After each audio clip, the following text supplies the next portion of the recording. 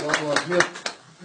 Это председатель общественного объединения Тюльмайдана, который ратует за изучение казахского государственного языка, который проводит много мероприятий именно в этом направлении. И человек настоящий патриот Казахстана. Поэтому я его хотел бы представить перед вами. Ассаламу алейкум.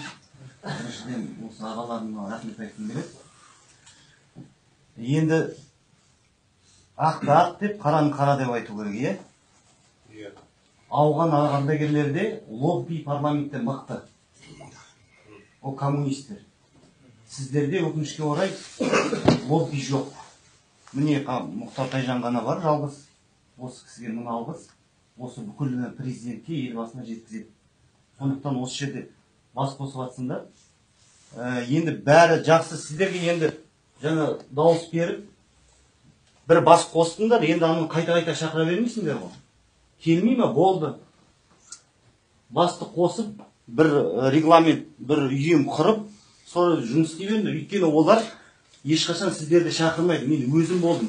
Өйткені ауғанда болған ардагерлер, олар тек совет атрибутикасын қолданады.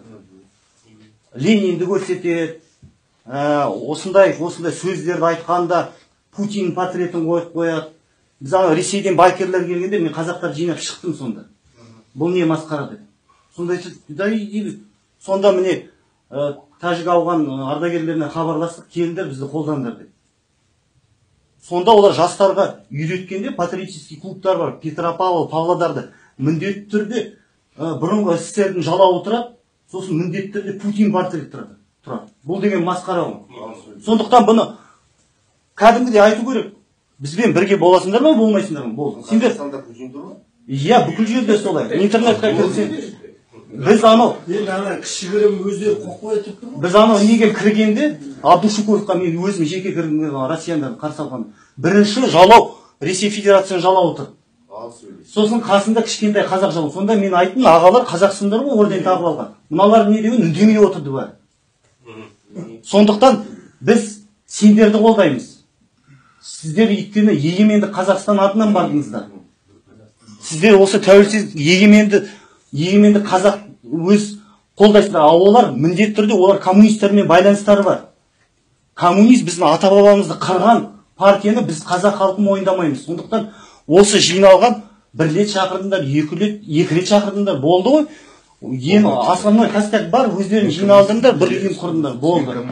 Сондықтан сіздерге мұнда бір алғыс. Осылай біз сіздерді бүкіл жерде, бүкіл ақпараттық жерде қолдаймыз қазақ халқы. Өйткені, осылардың іздері бар ғой, енді сіздер де бір жерге келу керексіздер. Өйткені олар келетті, қазақ жастарын үйретеді. Вот, Великая Отечественная война, анау, бірақ қазақ батырларын айтпайды.